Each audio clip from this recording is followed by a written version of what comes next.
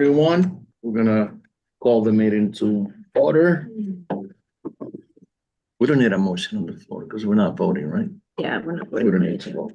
So we welcome our the in-person board meetings. Board members. Sonia, Jacob, Jamirna Escobar, and myself, Eliezer Bueno. You like?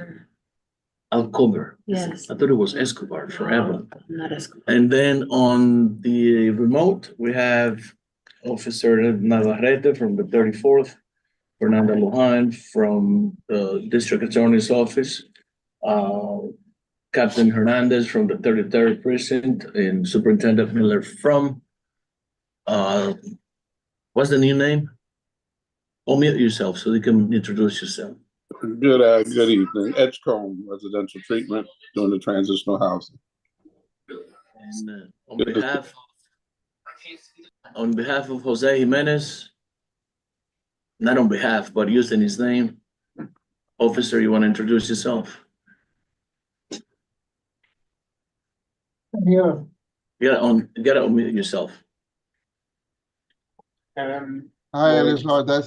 That's Lieutenant Saburo. He's my admin lieutenant. Okay, thanks. All right. So thank you all. Erwin, how are you? Welcome. Thank you for being here. We're gonna, before we start, I wanna acknowledge Jacob Bannis. And I'm gonna tell you why. Jacob has been carrying all the brunt of writing minutes for the entire year. So I want to give you and the rest of you an applause. That's commendable. Writing minutes is not an easy thing to do. So hopefully next year we can all expand our realm of volunteerism, right? Is that how you say it? Volunteerism, and try and at least do a month. And spread it out so that Jacob doesn't feel like he's the one that has to do all the. Oh, if anyone wants to take over. Yeah, will not take over, but at least to give you a hand. And I'm not, I was always, I've done a bunch of minutes when I was an assistant chair when I first started, so I don't mind doing it at all. So I want to start off by saying that, Jacob, really thank you for just being there. And also acknowledge each one of you from your presence that took your time to be here today. Hopefully we'll have a productive meeting, and on behalf of the community, which in fact we don't represent them all, but at least we have the pulse of how they think, ask you productive questions. There's something that I want to present to you all. to the committee, which is a series of conversations for next year in regards of how AI and the implementation of artificial intelligence, how does it affect and impact different communities, especially underserved communities like ours. There's a lot of new technology out that is being implemented in a lot of precincts. And I read a newspaper article that says that it was about 70, is already up in 70 some precincts already have the facial recognition technology. They have a software that scans car plates. They also read gunshots detection, facial recognition, which I already said, video footage analysis, evaluates patterns of facial recognition. There's a lot of technology out that a lot of community boards, especially, are not really aware of or in align with what's happening. So next year, I think that we should have those questions ready and have our precincts, our local precincts, talk to us about it. As I did, full transparency, I did contact Captain Hernandez because the relationship that we have, and I asked him a few questions already. So I think he's prepared a few of what he can of some information as to present to us, technology wise, where his precinct is. And having said that, I'm gonna start with FDNY. MD1 is here. Yeah, Because she has to leave. it Right. seems like, Hi, Barbara. Hi, I'm here. Is she there? yeah, I'm but I here. think it's under my name. Under your name? Yeah. Okay, yeah. So we're more than happy to have you. Sandra? Hello, good evening. Long I'm time no sorry, see. for whatever reason, I'm using another device, and if you hadn't sent me that link, I would have registered for the third time. Thank you so much for inviting us here this evening. Sandra Sanchez, FDNY Community Affairs. And I hope that you guys set the table for safety, as Thanksgiving was just this past week. Part of the safety message that we want to stress, unfortunately, as the weather gets colder, we see an uptick in fires generally throughout New York, some related to cooking, electrical and heating, as the weather has dropped. It was below freezing all day. And we see that people can have creative means by which to warm their homes. And finally, what we're also seeing is holiday lighting, to be mindful of the candles, the lights. If your lighting are vintage, as I like to call it, and you can see frayed wires, it's time for it to go. It's simply time for it to go. And it's not worth risking not only your own life and that of your family, but also your property as well. Allow me to share with you the statistics for Manhattan Community Board 12 for the month of November 2024. For structural fires, there were 57. For non-structural fires, there were 62. Medical emergencies, 622. Non-medical emergencies, there were 501.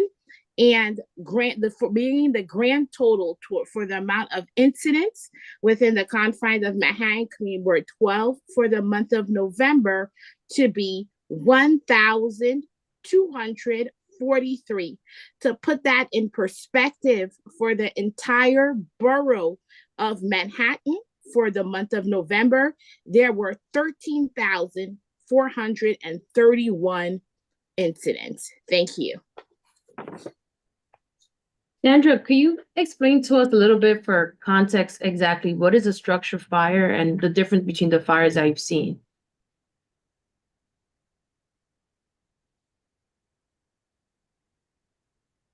Sure. Structural fires are fires that take place within housing, residential,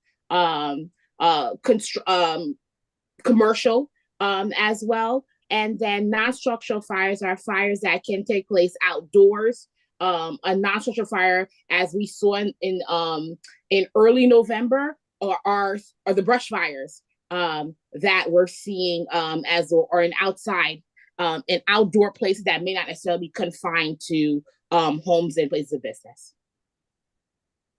Does anyone have any questions besides? I have several questions. Yeah. Erwin Hey. Fernandez speaking here. Hang I on a also second. have questions. All right, so go ahead. No, When you said several, you're talking about 26? no.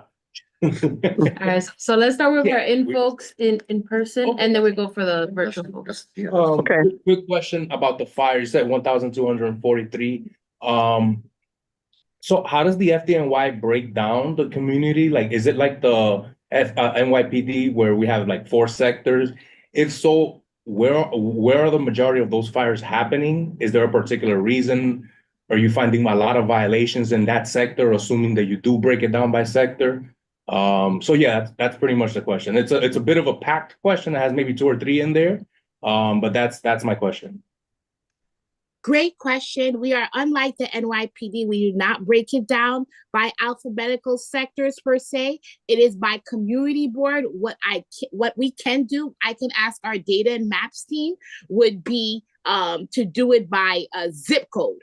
So that way we're able, we're able to track, and also our maps team does track trends. So we would be able to say that there are more I would like, even we tried, when I say trends, it may be to the cause as well. Sometimes housing structure, depending on the community, can be a bit older. So there's a higher increase of the likelihood of seeing electrical fires within some of our older housing structure, for the simple fact that they were not created with all the appliances that we each have in mind. So you're seeing more an increased chance of powers I think connections being oversaturated. But if you remind me again, and that's a quick email to Ebenezer of the zip codes, we can extract like what zip codes we're seeing more fires in. And if we have the cause, not all the time we have a very clear cause, investigations may need to take place, we can share the cause with you as well. Copy. Thank you very much. Thank you, Barbara. You have to unmute yourself, Barbara. Okay, yes, Sandra, a couple questions. Number one, there was a major fire at about, I believe it was 204th and Sherman. I believe the whole building had to be evacuated. One fireman and one resident had serious injuries, taken to the hospital. On New York One, it appeared that it was an electrical fire because a person where the fire started talked about it hearing popping in his electrical outlet, and then very quickly seeing flames spreading through the walls. Do you have any update on that and the status of the building, and if it is still evacuated? And was there a report issued, by the fire marshal analyzing why this fire happened? So that's my first question. I don't have that information available, but I just want to make sure the cross streets were 200, 204, and Sherman. I believe so. It was a major fire, Sandra, big fire. This just may be, I get all the fires in New York City. There are major fires. Okay. More than I would like, more than to I would know like about. Yeah. But I will get that information and see if the marshal's report is completed. Okay, I believe it was 204th. Also, can you give some overview on what you see as the trend with the e-bike, battery fires? Again, I saw New York One today. There was another major one in a shop that was a e-bike shop, and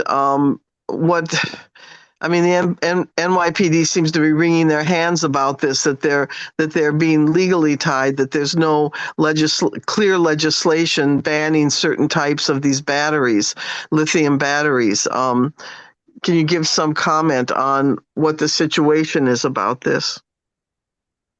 Great question. E-bikes have for at least the last year, it is the #1 cause of fires in New York City. for the first time, cooking fires were toppled over by e-bike fires. So as the agency, we have been proactively working with not only analyzing the trends, but seeing what are the causes. We had a campaign entitled Charge Smart, Store Safe. Because what we were realizing that it was not only, there was some of the batteries were indeed malfunctioning, and we always stress when purchasing a battery, replacement batteries for these devices, make sure that it's an Underwriters Laboratory rated. Yet there's a reason why when you check online, there's a drastic price difference. There's a reason why.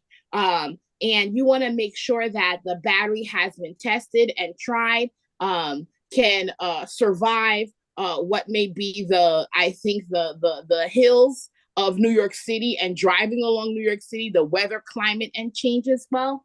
And what we have seen as a result of our campaign that we led this summer, we did see a decrease in where the fires were taking place. So what we also realized is that we thought that the batteries were malfunctioning while they were charging.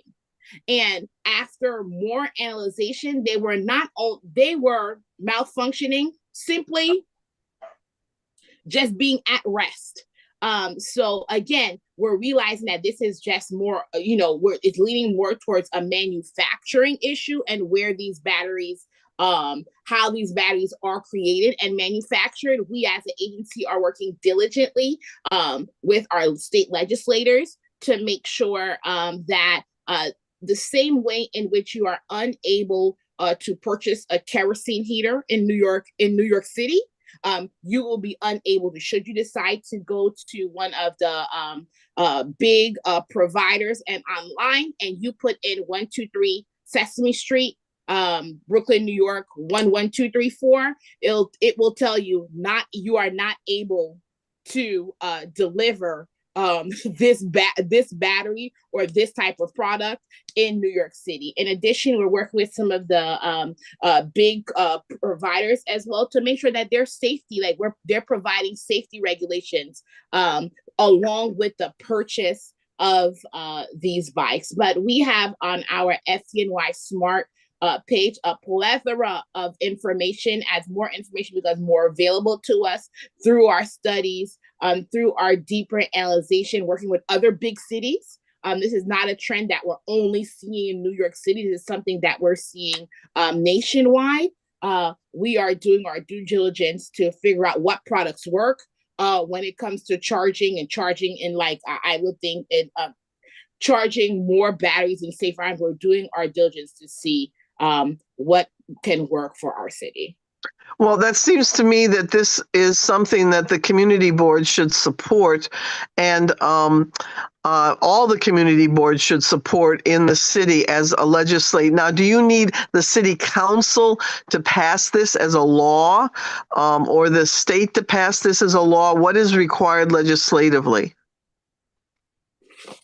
Thank you for, and I thank Community Board 12 as a whole for their unwavering support. But the legislation that I was referring to is at the state level, because we don't want it. We're being mindful of not wanting sparks to come into New York as a whole, but particularly to New York City. But again, support never hurts. I think when the communities come together, not only in Manhattan, but in the entire city as a whole, we can make change happen. Sonia has a question. Still on mute, Barbara. Yeah, Sonia has a question. Go ahead, Sonia. Sandra, when the fires are deemed to be because of electrical wiring, faulty electrical wiring, what responsibility does the either landlord or management of the building have in regards to responding to the electrical issue of the building? I cannot speak to that clearly. That would fall under the purview of, I would say, Department of Buildings or even Housing Preservation and development. But I know that after we have finished our operations, if there's been like an evacuation, the Department of Buildings to give the clearance that it's or work is being done in order to make sure that residence is inhabitable and up to code. I have You a question. satisfied with your, why not? I'm just, I'm shocked at the amount of electrical issues that these old buildings have. And there's no one really supervising that aspect. If you walk into any of these typical residential apartments, you have power strips in each and every one of the rooms. And some rooms have maybe 3 or 4 power strips. And yeah, it's a fire hazard. So. Unfortunately, Sandra, unless you can prove really gross negligence on the part of the landlord, it's very difficult to sue them, because then they can also say that the tenant has been overloading the circuits, and often it falls back on in terms of the lost goods and property of the tenant, it falls back on, did they have homeowners insurance? Yeah. Thank So you, Barbara. it's yeah. Now, but I want to get back to: do we want to do a resolution in support of this legislation that may be pending concerning the e-batteries? Yeah, when we have all the presentations, then as a board, then we can discuss that. So we have all the presenters give us as much information as possible. Then we could have that internal discussion. Does anyone have any questions? Oh, I have 2 questions for Sandra. Has the FDNY determined what was the cause of the brush fires that occurred last month, November?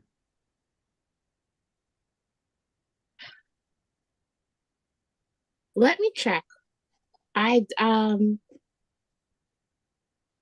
I know that the brush fires were exacerbated by the drought that we've seen, and even though we've gotten a bit of rain, may not necessarily be enough to take us out of the drought warning, as I understand it. But let me check if there was a particular, because again, brush fires burn quickly and vastly. So I will check with the markets to see if they had a particular cause or point of origin. That's a great question, Juliana. Yeah, thank you. Because if there's any way that we can receive a specific update on these brush fires, it'll be very helpful, because I've heard community members saying that it was caused by community members. So if that is false information that's being spread, I would love for the FDNY to provide us with the facts so that there is less false information in the community. So that's my first question. And the second one is about elevators in the neighborhood. So there's a situation in my building, I guess it's more specific to me, that my elevator is constantly not working, and we call the fire department to help folks get out. So I was wondering, does the FDNY report or document these processes when they show up to rescue folks from elevators, so that the tenants can organize themselves around that to bring it up to the landlord? Email me offline. I need the address of that building, please. Okay. That's really the Department of Buildings. That and the situation with the electricities and all those cables hanging is mainly the Department of Buildings that's responsible for the upkeep of the conditions of buildings. As long as everything until it gets to the sidewalk is private property. Yeah, it's a private So it would property. be the housing committee to deal with it? The housing committee would deal with it. Yeah, they have So it direct seems like we connections. got about 2 resolutions we might want to do. I hope So you we like could it. align to this, Yeah. because. All right. Cool. Anybody else? Sandra, so I can let you go. And another thing, one last question. Sandra, are these fire reports accessible to the public? Do they go into some sort of cloud that people can look them up and see what caused fires? No, you can make a request. So we do have a public facing request, because a lot when we have our reports, in order for them to provide it publicly, they redact some of the information. So you can make a request, but should it be anything that is pertinent that ever comes to top of your mind, you could always feel free to email and or call, and I can provide the update for you. Hey, thank you. Thank you, Sandra. Thank you, You're Sandra. welcome. Be well and happy See you holidays. next time. All right, hope to see you next time. Happy New Year, since we're not gonna get to speak to you until then. Okay, Fernanda, you up next. Hi, Tanisha. Can you guys hear me? Perfectly. So good evening, everyone. My name is Fernanda Lujan. I'm the Community Engagement Coordinator for the Manhattan DA's Washington Heights Satellite Office. So I do have one item to report, and that is that DA Bragg announced the increased funding opportunity for the Summer Youth Gun Violence Prevention Initiative. And we increased the office investment from $200,000 to $300,000. The DA's office is providing these awards to its Criminal Justice Investment Initiative, which was created from using millions seized in the office investigations against major banks. The office is offering 2 application tracks, and that is the first one by being the organizations can apply as an individual entity to receive $25,000, or they can join another organization and apply to receive $60,000. So some of the requirements are that award recipients must employ staff with relevant lived experience and provide services to young people currently living in areas like Washington Heights and Inwood and Harlem and East Harlem. So they're going to be hosting a virtual information session, which I will make sure to send that to the community board. And I will also include where to ask any questions related to this initiative. So I'm not the one that's handling the RFPs. But yeah, I just wanted to wish everyone happy and safe holidays. And if anybody has any questions or concerns, you guys can ask me now, or I'll put my contact information in the chat. I have a question. I'm not too sure exactly what could be shared regarding this, but recently there was an indictment in Uptown Washington Heights Inwood neighborhood, where about 30 men were indicted, potentially, I'm assuming, going to prison or whatever, regarding guns and recent crimes. According to the DA and the news, they were responsible for the increase of crime in Washington Heights Inwood area for the last couple of months. Previously, the precinct reported an increase of crime. So now that this indictment has occurred, what are some of the things that we can expect pertaining to what the consequences looks like for these men? Because from my understanding, many of them are young. So what are these consequences looking like for them? These are individuals who are not 20 and up, they may be 18, I'm not too sure. So what are the consequences looking for for the boys that are 18 and younger, or in early teenage years, I suppose? Yeah, I believe from that indictment, I believe it's from like 11 or 13 years old, the youngest. I will make sure to tell you like the exact charges that the office is bringing. But it is, it's not, it's very tough, especially since it's young individuals. So I will make sure to get you the specific charges that they are bringing against these young individuals. Thank you. Thank you, Fernanda. Yeah. Someone else? Oh, Just take a it. quick, for Fernanda, thank you for everything, and just for my minutes, could you remind me the name of the program that the DA announced and the total amount of funds that are allocated? Yes, so it's the Youth Gun Violence Prevention Initiative, and it's being increased from 200,000 to 300,000. Okay, great. So the information session is also going to be, I'm going to make sure I send you guys the link, so you guys can send it to respective like organizations that are interested in helping youth.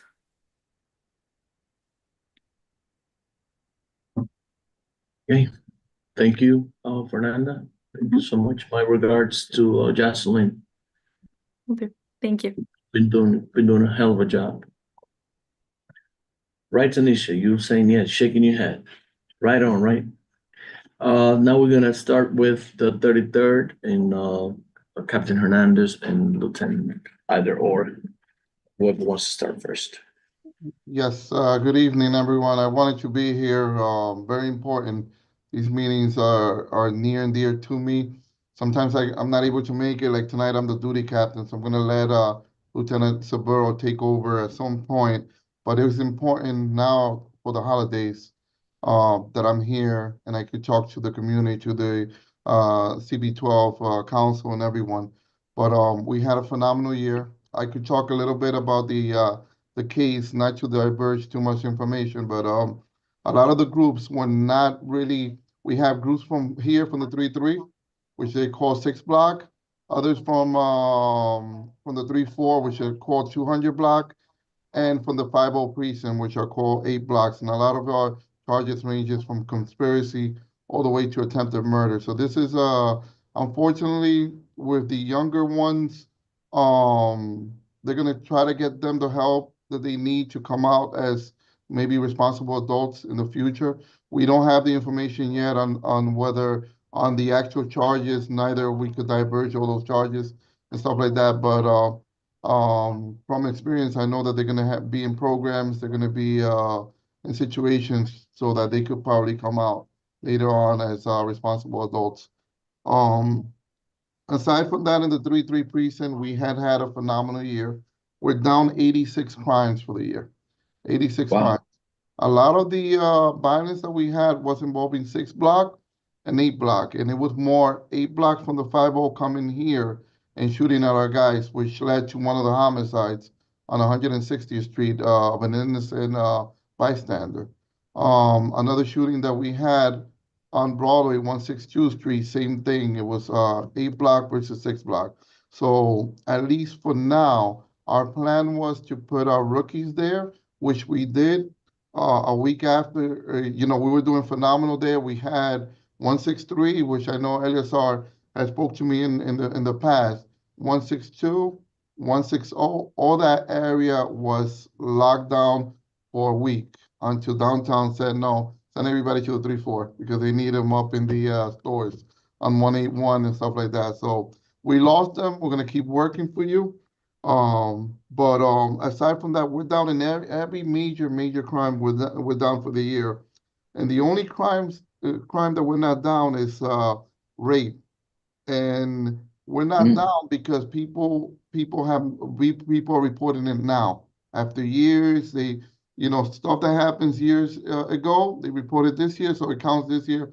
But the incidents happened a long time ago. When they were kids and stuff like that. So it's not that people are getting raped or anything like that here, nothing major. Same thing with our murder rate right now, 6 versus 9. And 2 of those 6 were reported in other years. A lady died in a hospital, and the nurse, it looks like the nurse gave her medicine that she shouldn't have. And then we have another one, a child that passed away, again, and the medical examiner determined it was a homicide. So we're down in every major category. My first focus coming into the new year in the 3-3 is quality of life.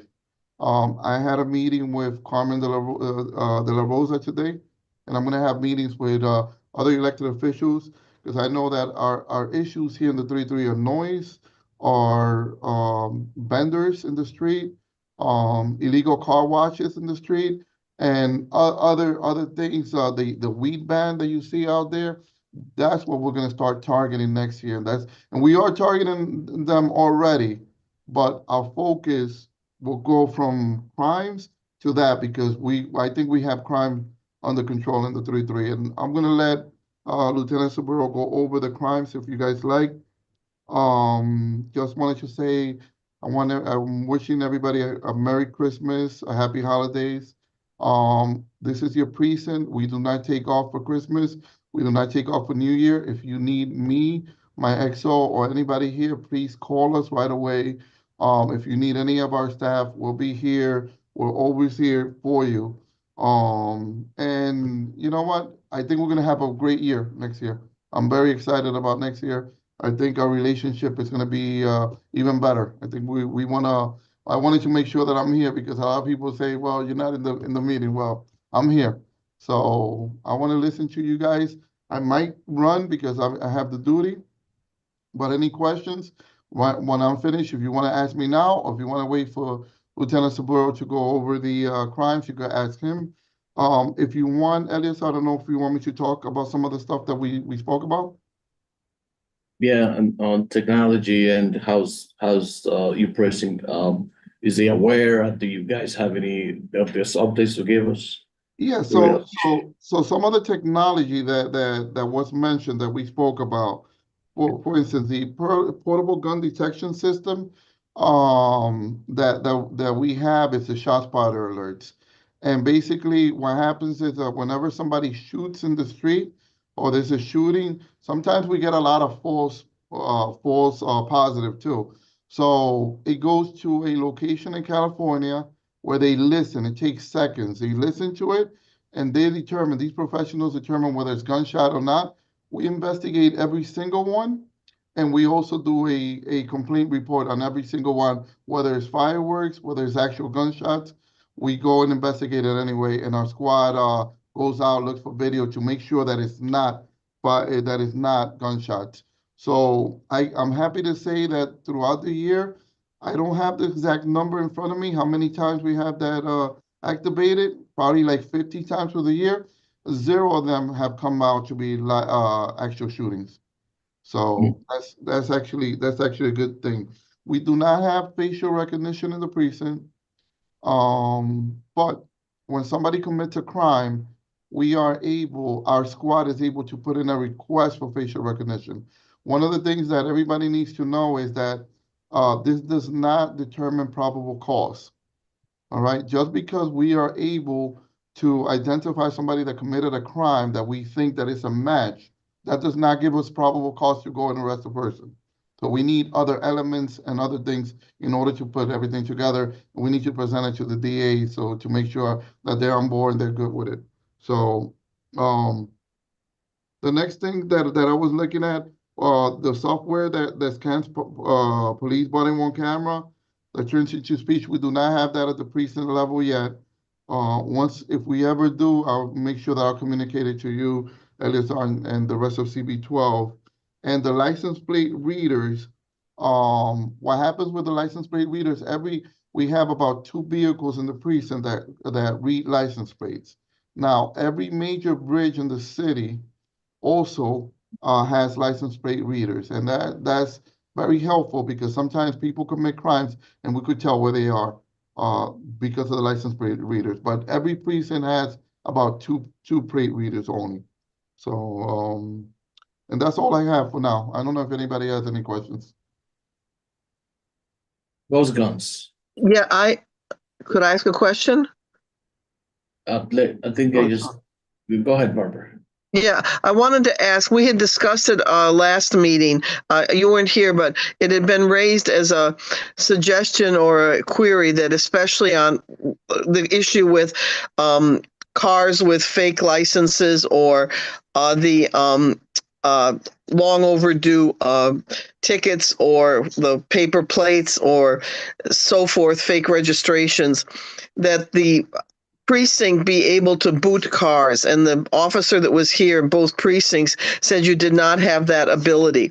Is there any way that we could move forward the process where NYPD officers would be able to put a boot on a car? Well, I mean, that's obviously the city. The city contracts a company that puts boots on cars. It's not really a city agency, so it's an independent contractor. So I do not think it's gonna come to the NYPD nor to our traffic units, but it's a good idea to bring to our, maybe our community council members to work on something like that, because you know what, it's another tool that we could use to help fight crime and to help with the double parking, with the illegal use of paper plates and other things. So you would support being able to do that? Absolutely, But 100%. you need city council to pass a law in order for that to become an action, for an enforceable action. It cannot just be done through the precincts, as I'm sure you know, neither or a private entity that can come in. The only reason why private entities do it now is because there's laws that gives them the right to go in when a person hasn't paid a ticket over a certain amount of money. I think it's $350, that they could put them. But other than that, there's nothing in any of our laws that describe any enforceable action when they have fake plates, not as of yet. And in the future, maybe we should put pressure on our local elected officials so that they can pass that kind of law and then make that happen. But in the meanwhile, I don't see how it's going to happen, how it's enforceable. Is there any law that says you can't, for example, have boots to put on cars? Anything that prevents you? No. Look it up. That prevents who? Just It clarification. doesn't prevent anything. In other words, is the NYPD jurisdictionally prevented from, for example, having boots to put on cars? The NYPD is the agency that carries out the laws that are made by politicians. So they don't have the ability to go out and take it upon themselves to start booting people. That's not what they do. I don't want to speak on your behalf. Well, I mean, they write tickets. I mean, regular precinct people write tickets to put on cars and such. Is there anything that where their jurisdiction? You'll find traffic agents, mostly 90% of the times, are the ones that write tickets and not police officers, unless you guys can say otherwise. All right, I have a quick question. Go ahead. Go ahead. So you mentioned about noise and vendors. And I guess it was about a week ago, there was a situation where a vendor's food, vegetables, fruits, those kind of goods were taken away by the NYPD and tossed, and there was a lot of commotion. And this brought back the negative stigma that exists with the precinct. And then right now, I just want to tie things up together so we can know what to expect in the future, since you're mentioning that next year you want to address noise and vendors. And based on the recent events, the community is not too happy about what happened with the vendor in Inwood and getting their food. We have a lot of food insecurity across New York City, huge, health issues pertaining to access to quality foods. So what are some of the things that we can expect from the NYPD after this recent event and some of your goals for the New Year's around vendors? Well, I could talk on the 3-3 side because the incident happened in the 3-4. But I could tell you that my plan is to work with elected officials. That's why I mentioned that I had a meeting with Carmen de la Rosa today, because I understand these are business people. They're not committing crimes, they're not doing anything. It's more like a quality of life issue with the sidewalks being blocked and with people working in the street with car washes and stuff like that. Because it's something that the community council, they got to get together. They haven't issued a permit since 1993, and it's unfair to all these people because they do not have permits to work, but they have to work, they have to support their families, and I understand that. I even mentioned, can we find them a place?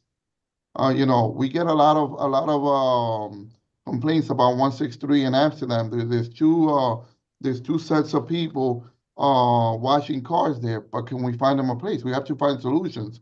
And our job here in the 33 is not just arresting people, it's not just summoning people, it's finding solutions. And that's what we want to do in this New Year's. Find solutions to quality of life issues, and that way the community and everybody is going to be happy. All right. Thank you for that. Anybody else? I just want to jump in on that. I think it's an interesting issue. So take the heat off a little bit of the NYPD. I think it could be more of a social and political issue, whereas the people making these complaints are the community members themselves. So kind of like to blame the NYPD for them going ahead and doing something that they were like asked to do, when it's the complaints that are coming from the community and the community themselves, and maybe there's some cultural differences, some social differences there that we need to address, as opposed to like saying, hey, NYPD, why are you doing this? And it's like, well, we're kind of being asked to do it by the community itself. So, in different communities, there's cultural and social differences between the community members themselves. Maybe we should be talking to each other, just to kind of take the heat off the NYPD a little bit on that. Agree, and thank you for that. And historically speaking, those of us who's been here long enough remember that, Plaza Las Americas was designed to bring the vendors from 181st Street to Plaza Las Americas. So what happened? Plaza Las Americas is empty. And 181st Street have now more vendors than before. Same with 207 Plaza, Yeshiva, Haven. Just is like you said, cultural, and hopefully the city decides to issue permits and these people can make a living. I'm all for it. So I support it. I see you have a hand, Tanisha. Okay. Tanisha. Thank you so much. I just think I should weigh in because that's literally my block that you are talking about. Which with one? the 2 car washes.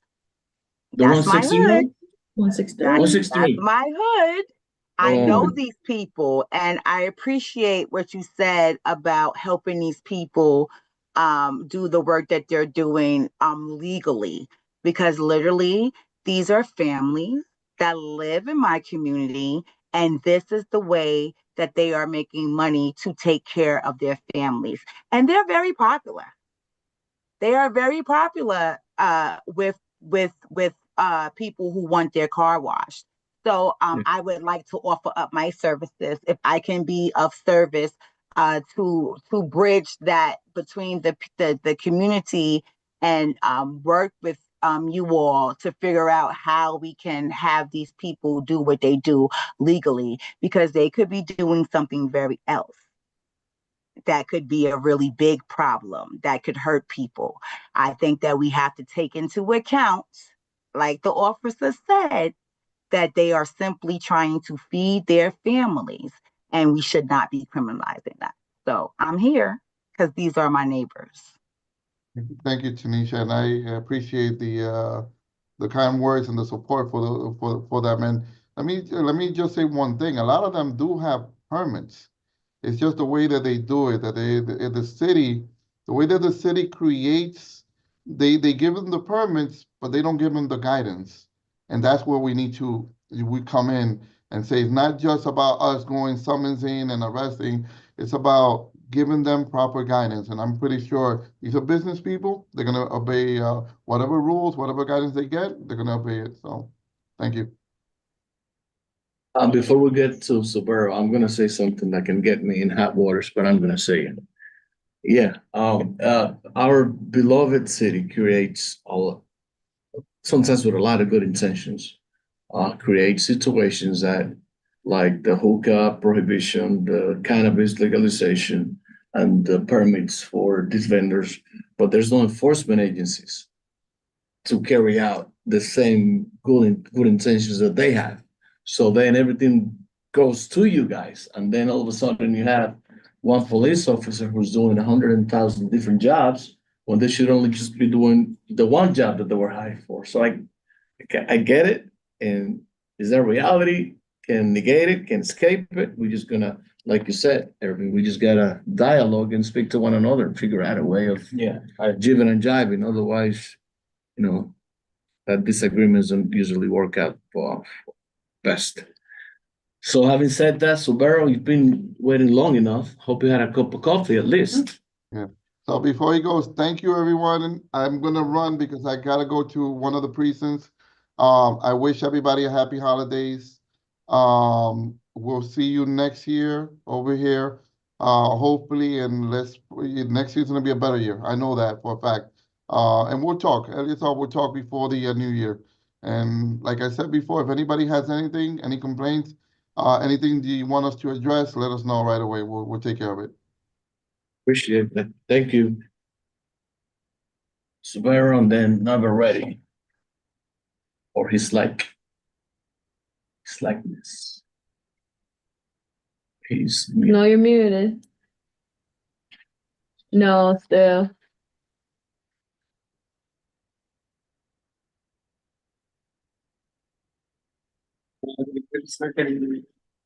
so talking about he's not getting that. No. Take your computer or something. Oh, you know what?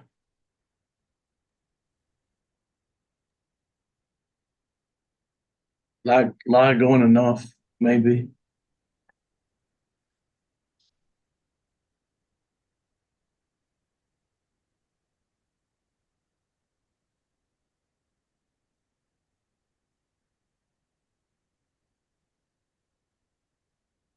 About now? No? Nothing.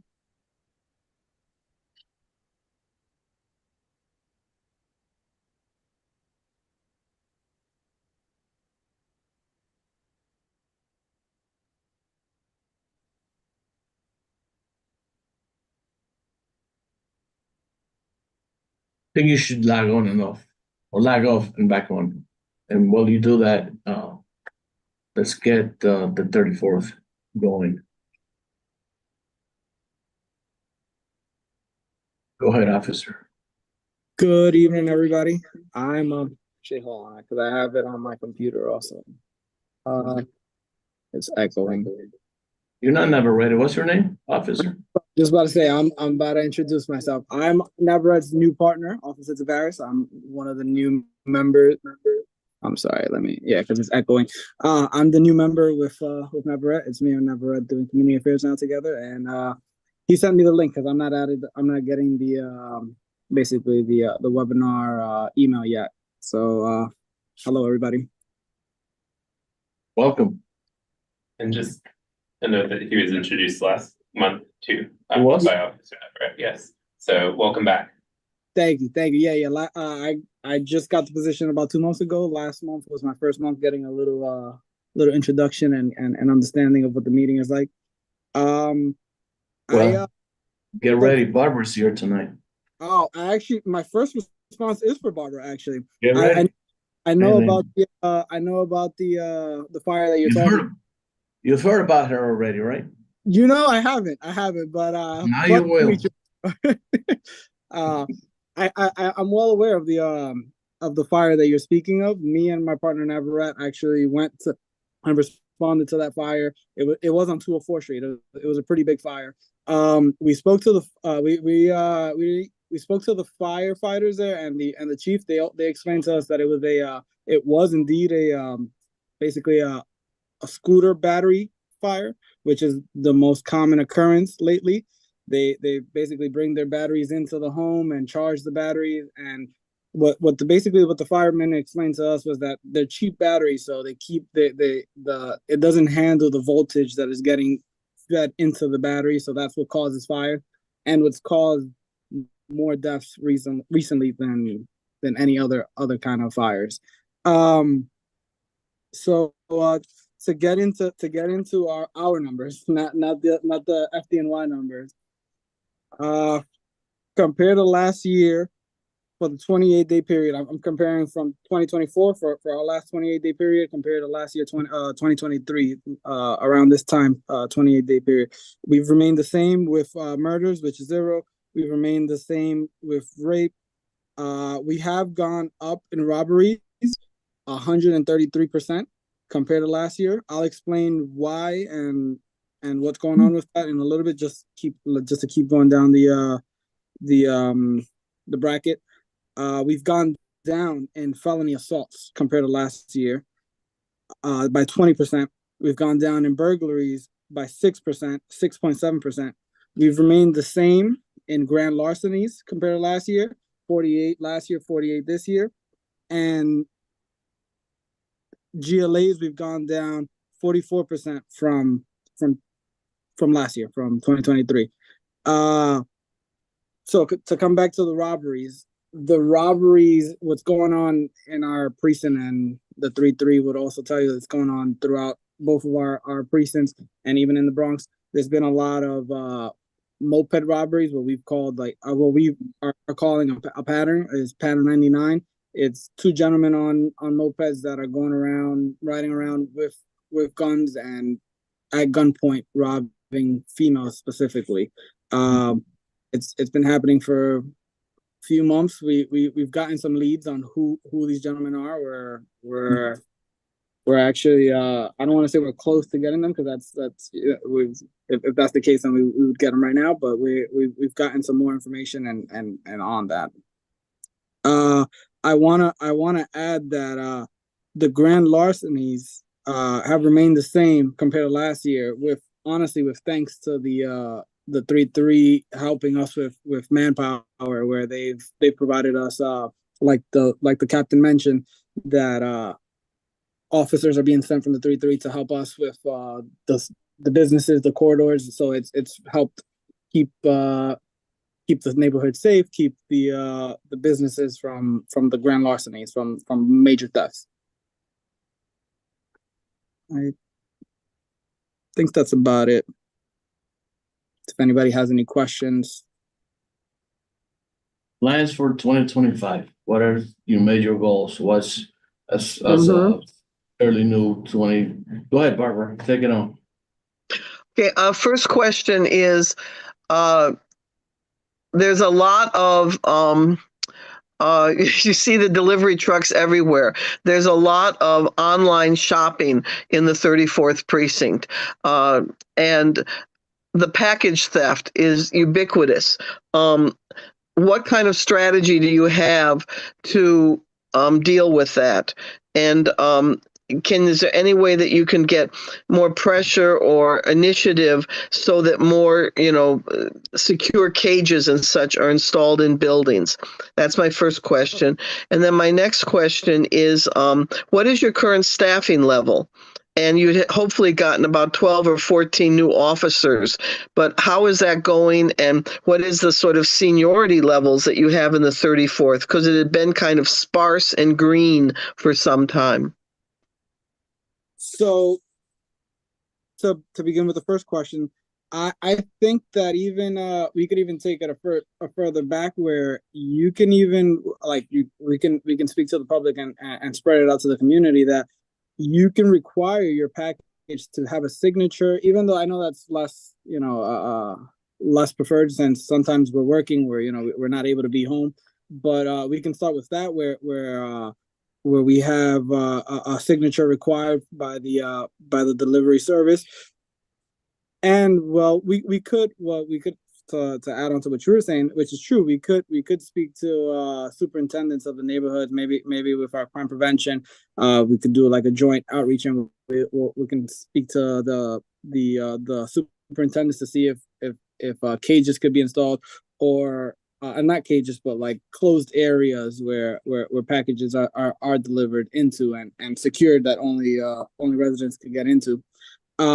Which is something common that I've seen that has been happening often in most buildings lately. Like I've gone into a few that have had them more recently.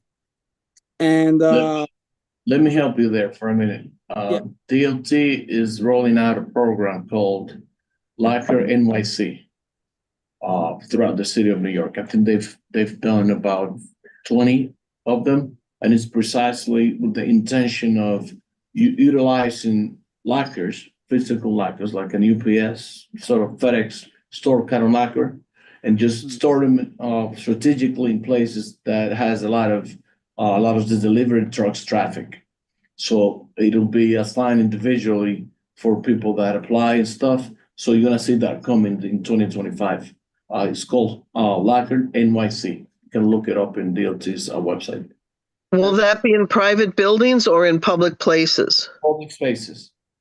Oh, Public okay. spaces. Oh, okay. And do you rent a locker, or do you'll just have a code that it's delivered to? Combination of both. Okay. Yeah, that's similar to like the Amazon lockers. Okay, I honestly didn't hear about that. I know That's seen. coming next year. That's good to hear. I've seen buildings having their own lockers, that they're even building up their own lockers inside of their buildings for that same reason. And regarding manpower, yes, we have gotten a few new officers here at the precinct.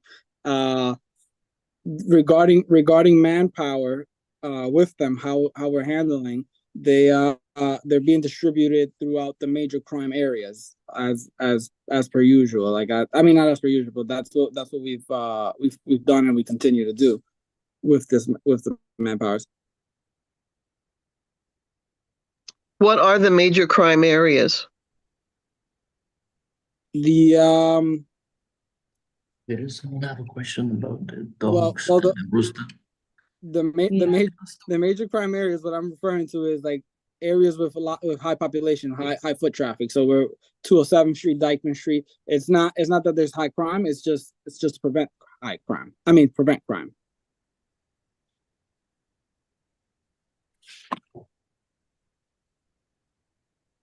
I have a question for the 34th precinct. Were you able to meet with our councilwoman along with the 33rd precinct as well? In regards to the vendors? Regarding the vendors? Yeah. I didn't hear the first part of the question. I'm sorry. What about the vendors? If you were able to join in on the conversation that the 33rd precinct had alongside the councilwoman regarding the incident with the vendors. No, I wasn't a part of that meeting. And for the not private, for the knowledge of all, one of the four out of the 5 propositions that passed in the last election in November or whenever. One of them was that the city agreed, or the voters agreed, to give the Department of Sanitation the power of enforcement for vendors. So it's not going to be NYPD anymore or DOT that was doing it for a while. Now it's completely the Department of Sanitation who will be enforcing whatever the heck they want to come up with. And they have a new commissioner, so.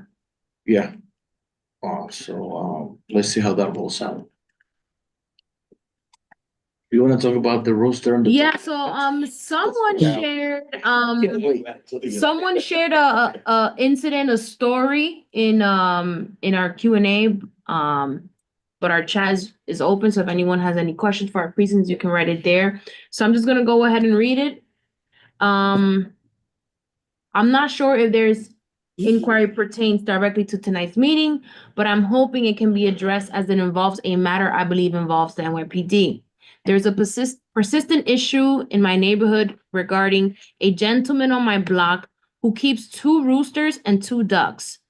The roosters crow loudly throughout the night, sometimes for hours, which has been going on for over 6 months now.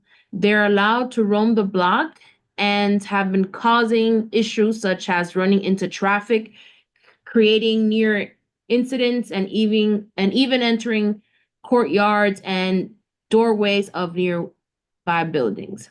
This individual has filed multiple 311 reports, and some of the neighbors have as well. The department has issued multiple summons, but when they reached out about the matter, it appears that the NYPD is the agency that could potentially address this. However, they have not been able to get any resolution. This is an ongoing situation that has disrupted their sleep, and I guess quality of life. Anyone has insider advice, they would really appreciate it. And roosters are also illegal to possess in New York City.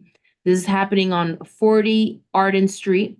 the roosters are being kept in front of the building. And they describe the owner to be a Hispanic male, full black beard, and is usually in an electric wheelchair or crutches. ASBCA. That's the agency that you're supposed to call. I see the individual has. I'm Officer Navarrete. Just came back from my ESL class. I apologize. I had Officer Tavares take over. I think I'm frozen here. Can you guys hear me? Yeah, we can hear you. Okay, perfect. So, good evening, everyone. I heard about the rooster situation. I'm not familiar exactly with the animal cruelty laws. I do know that you can't have a rooster in New York City. So, I would have to get back to you on that. I do have the address down here. It's, if I'm not mistaken, it's 40 Arden Street. Correct. Okay. You said they did enter in 311 calls, and has it been referred to any other agency? Has it been referred to the Department of Health? Has it been referred to any other city agency? So I just promoted M as a panelist. M, feel free to introduce yourself and share with the 34th precinct a little bit more your situation.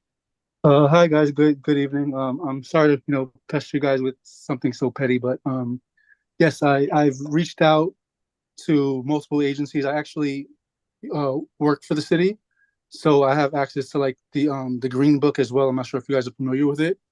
It's something maybe the community board could even share with the other community members, where it will show you every agency and every contact from like deputy directors to every small branches of it. And I've contacted every single one that would basically be appointed to it, which I've been directed to go to. Animal Cares said that they don't handle it. DOH has issued him 2 summonses already, but the DOH officer said that it's a hassle to try and run and catch, roosters, so they don't do anything to call NYPD. And then there's the NYPD, basically like cruelty investigation division.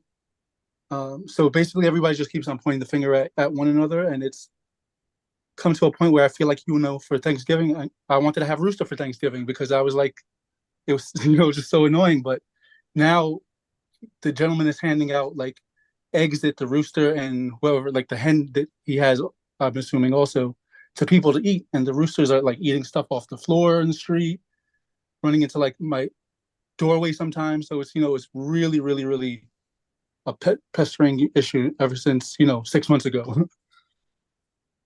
Yeah, I could see how that's definitely an issue. And also we want to look out for the health of the neighbors as well. We don't know what conditions is this rooster or the hens kept in. We don't want anybody getting sick. And we don't want this rooster eaten either. So we want to make sure it's safe. So what I'm going to do is I'm going to forward this information to our special operations lieutenant, and I'm going to have him look further into this. And hopefully by next meeting, we will have some type of solution to this, because I honestly feel like this is an easy solution. I don't know why this is still going on. To be honest with you, it's the first time I personally hear of the rooster over there in Arden Street. I also don't generally, part of community affairs, we don't directly look at the 311 reports that in depth, but the special operations lieutenant does. I'm not sure if there's already something in place, so I will get in contact with him regarding this specific matter. And feel free to contact either myself or my partner for any other updates afterwards. I see Barbara, you have a question? Well, I just wanted to say salmonella and some kind of salmonella outbreak on that block could be a very real possibility, since he's giving out eggs and these roosters clearly are in unclean conditions. So it's certainly not something to let fall idly by. Correct. Absolutely, Barbara. That's exactly why I mentioned what I did. I'm concerned about everyone giving out eggs and all that. But yeah, we will forward that to the special operations lieutenant. Does anybody have any other questions for the 3-4? No, that's it. M, do you have the precinct's contact information, M, so that you can connect offline with them? Yeah, I had one more question. Hold on, Barbara, hold on. Let's the gentleman connect with the officer. So yeah, I just so there was a shooting last month, like in the middle to late last month, on Arden. Was there any update about that? Because I was home when it happened, and I heard some of the commotion and seen, you know, some of the aftermath of it.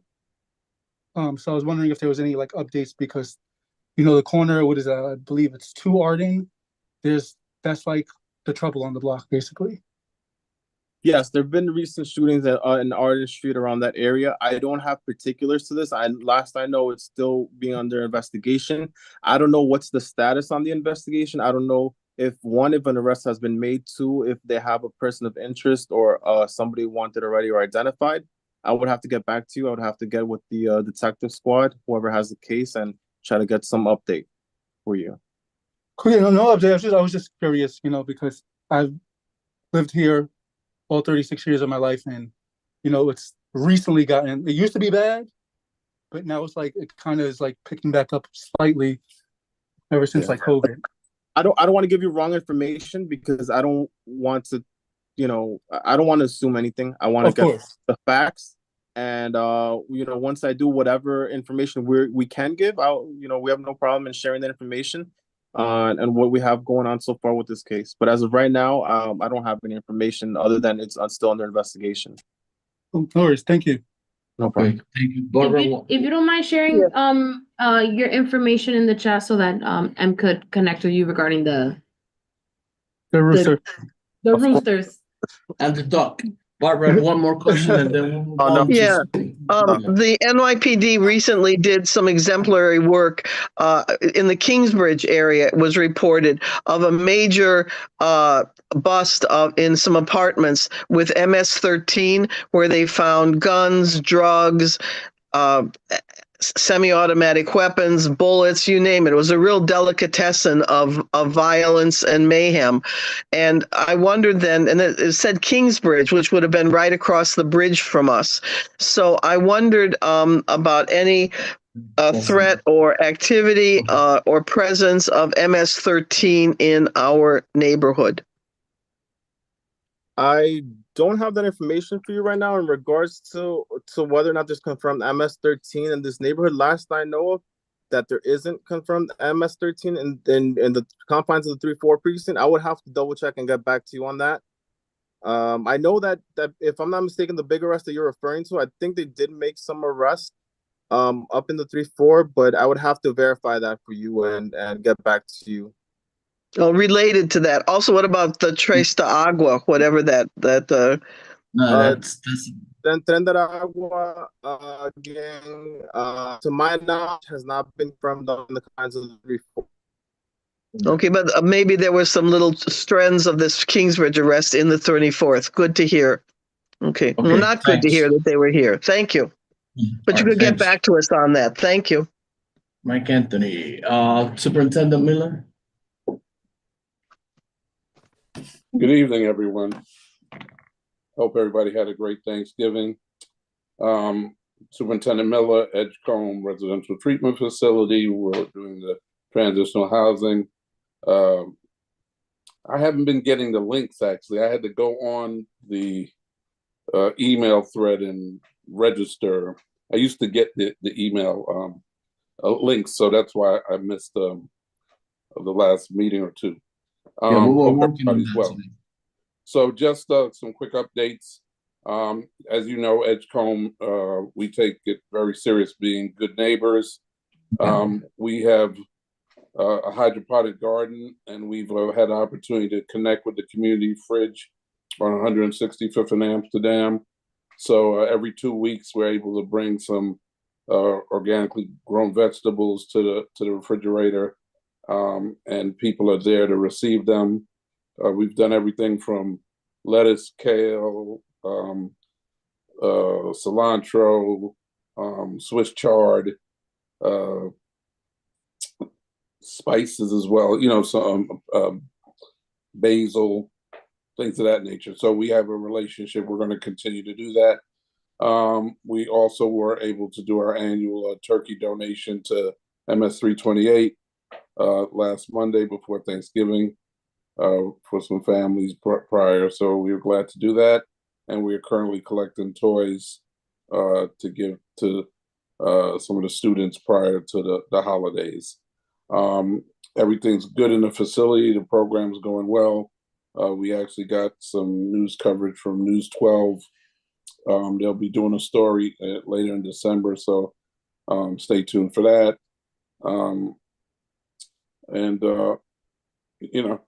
Things are going well. Numbers wise, if you were to sum up what you guys have done in 2024, you have to give a quick number as to the number of individuals that you were able to transition from A to B. What would that number be? What would be a success story from your end? Well, the success story is that you haven't heard the 33rd precinct complaining about anybody from Edgecombe, so that's good. We're not getting individuals arrested in the area. They're doing well. They're trying to find work. They're transitioning to permanent housing. I can't tell you the number for 2024. I could find out, but off the top of my head, I don't know. We average 90 days that somebody's there. We have people that stay longer than that. We have people that find housing sooner than that. We currently have a total of 50 with 47 men and 3 women, as well as the 11 work release participants that we have. So, definitely, over 100, but I can't tell you exactly. But I do know that it's mostly good outcomes.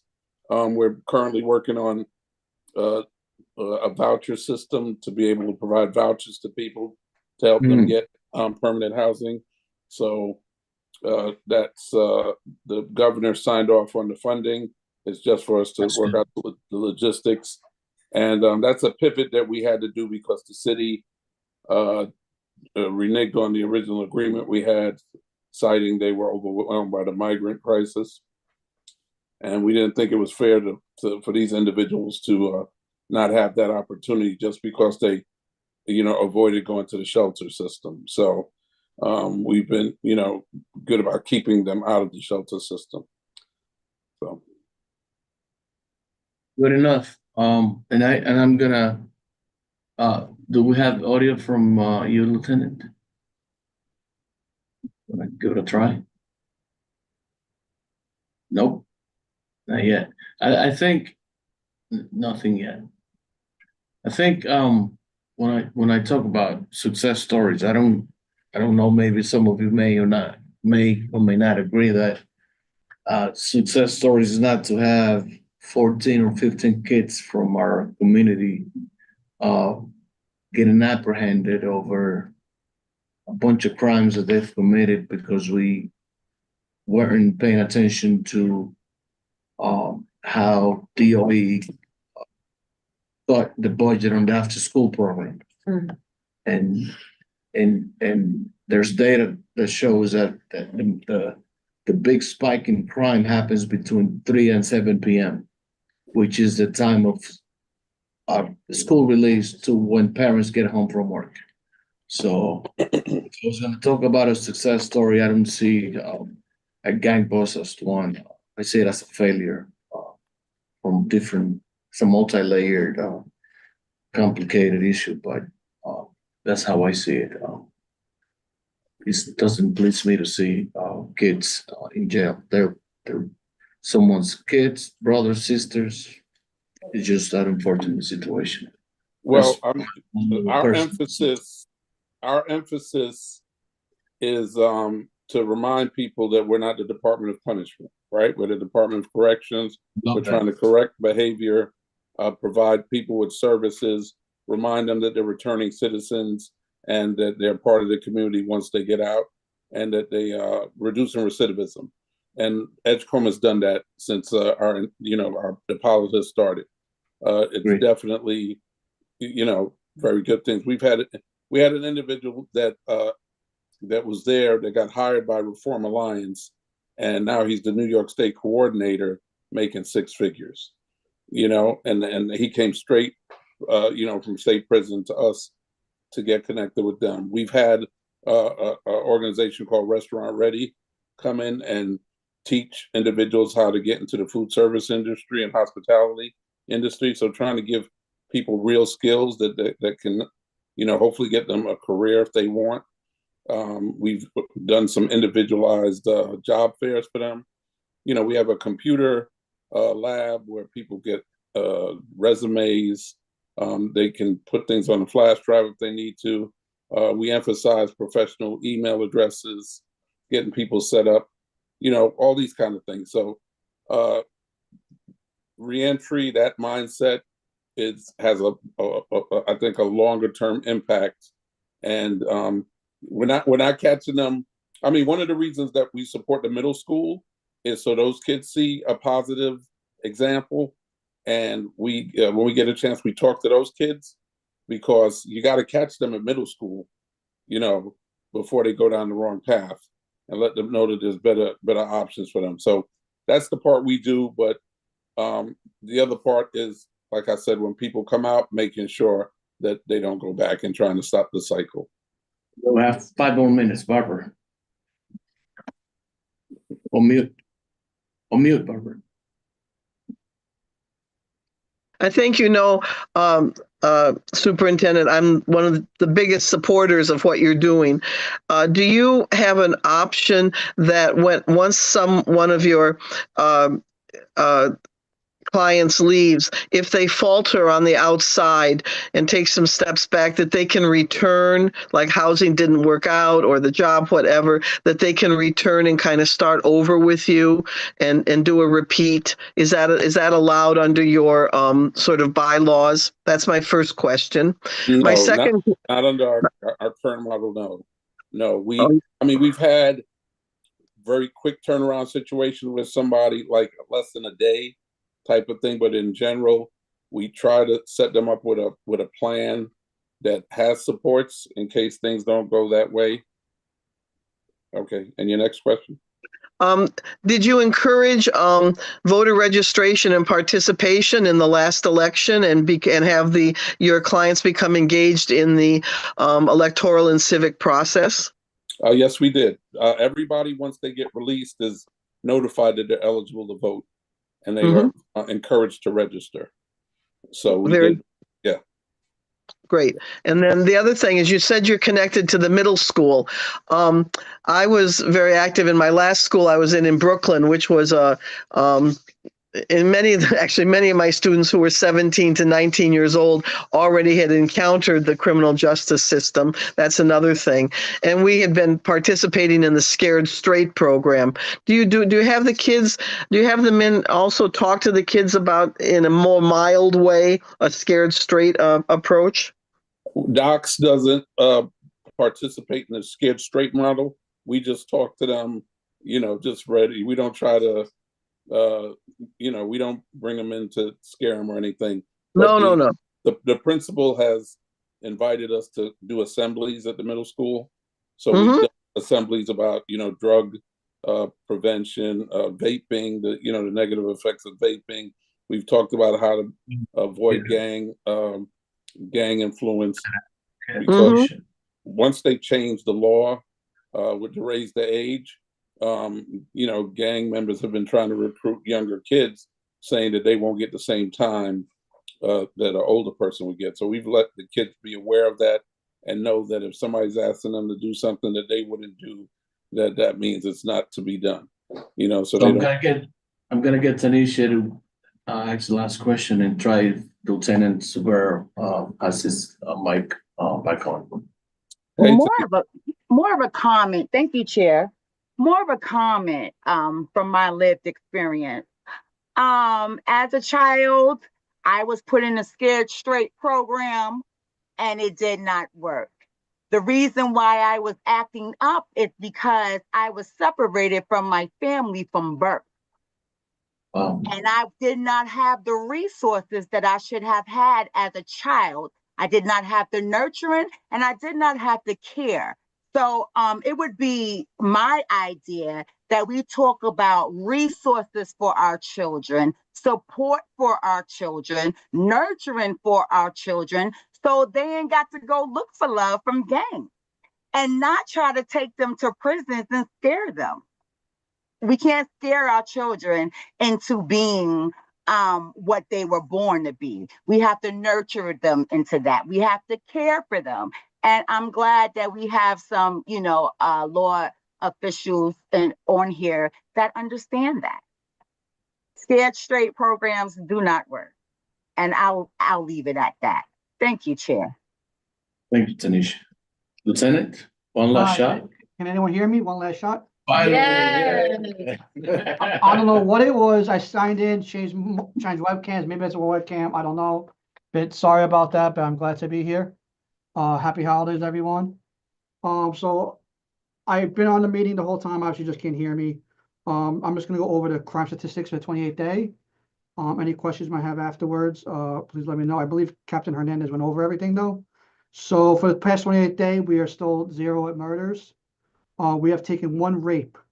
We were fighting at 0, so we have taken 1 in the past 28th day.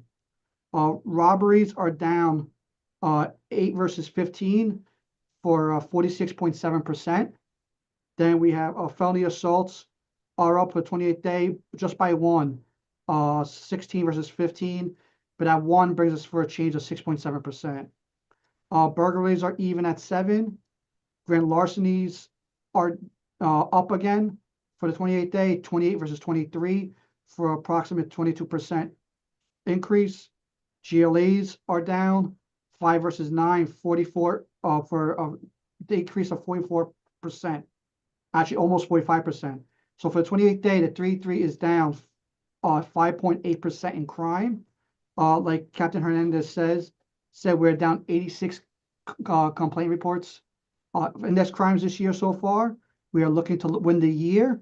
As of right now, the command at 3-3 is down 7.2% in crime versus last year.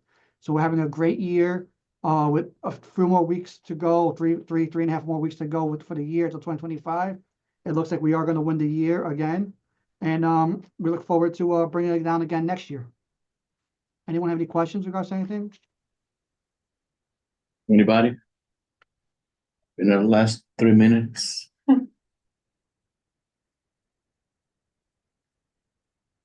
No. Right. When you talk about crimes, just for the hell of it, are these violent crimes? Is there any separation in between of what exactly when you mean crime is down? Or which so we're crimes looking at our what the FBI calls our index crimes, our 7 majors.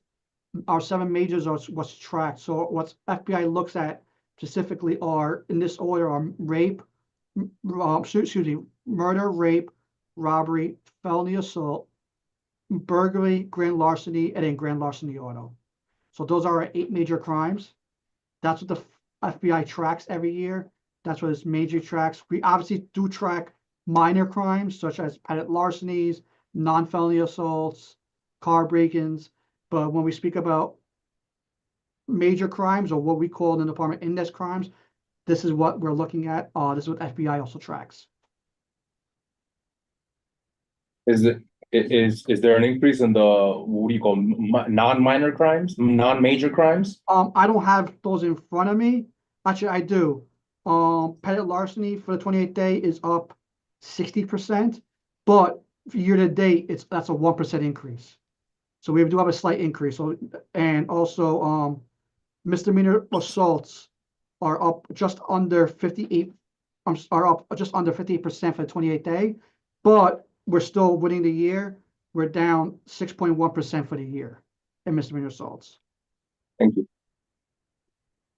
Anybody have any questions? I have one question in regards to the theft, the high theft, regarding delivery packages from purchases made online. Are those reported to the precinct, and are they included in the data you just shared? So yes, they are reported as long as the complainant calls. When we do report, it is included, but it won't be included. Usually, often than not, it's not included in the in the major crimes, it's usually a petty larceny. Because usually it's left in a public vestibule area, not in a private area. So therefore it wouldn't be considered a burglary unless the package was left in a locked, secure location or in someone's apartment and it was taken from there. So more often than not, they're considered report for petty larcenies. Then also what you not to take into consideration is what's in the package, miss. Is it something over $1,000? If so, that could be considered a grand larceny. How many of those 3D ghost guns have you Sorry, there would be one higher. captured, or Chair, sorry, I still don't have those numbers in front of me. you don't have those I would have numbers? to get those, how many ghost guns? I don't have those ghost guns in front of the numbers. But have you seen any, has it become like I haven't, me personally, I haven't come across any more. The guns that we have gotten, at least to my knowledge, this year have been legit guns, not ghost guns. I like you, I do read the paper. I do see there's an increase in ghost guns, but the numbers I don't have in front of me. But if you want, I'll definitely make note of it for next month's meeting, and I'll look into it and I'll get back to you on that. Beautiful, 8 o'clock. No more questions. So thank you all for making the time, be here, answer the questions, Lieutenant. I think it was worth the wait. Thank you. Happy holidays, everyone. Happy New Year. Happy holidays to you all. All right. Yeah. See you next year. Tanisha, Thank Barbara, you. thank you. Be Merry safe, everyone.